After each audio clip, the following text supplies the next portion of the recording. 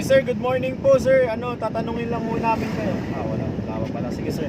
Ang question ko lang ho, sabi ho ng MMDA, although hindi pa natin alam kung anong mga kalsada yung mismo magsasara. Pero kung sakasakali ho na EDSA, kasi sabi nila mga major thoroughfares daw, mga daanan.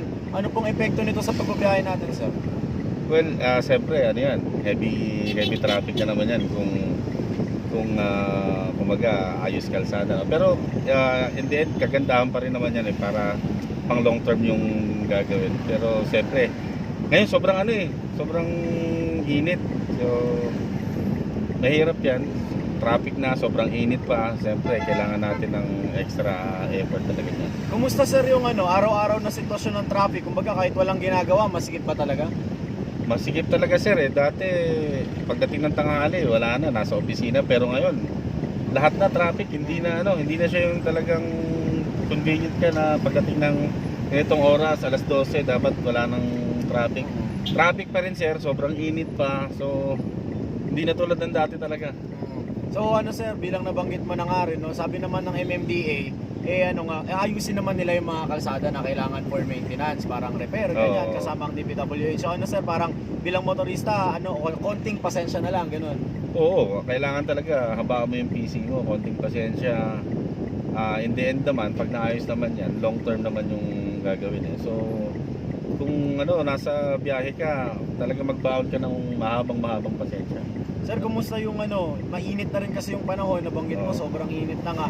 Kapag tanghali ba sir at bumabiyahe ka, o minsan ba, kahit hindi pa tanghali, mainit na sa auto kahit naka-aircon?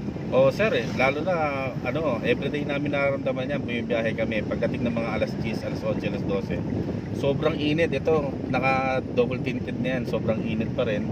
So ako, ginagawa ko pagdating ng 12, umuwi na ako tapos magre-rest ako niyan, tulog, alas 4 ako babalik. Kumbaga peak hours lang ako from 6 AM to 10.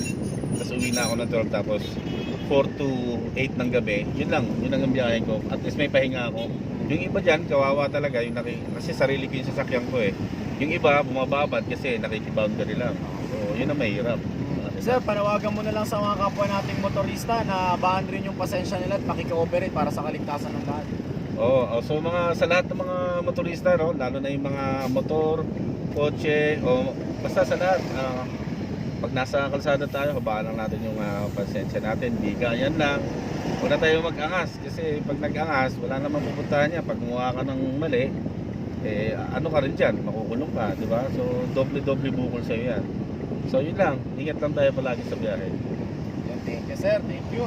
Okay, thank you. Ano lang sir, kunwari lang may ginagawa ka sa phone, nagbo-booking, ganyan.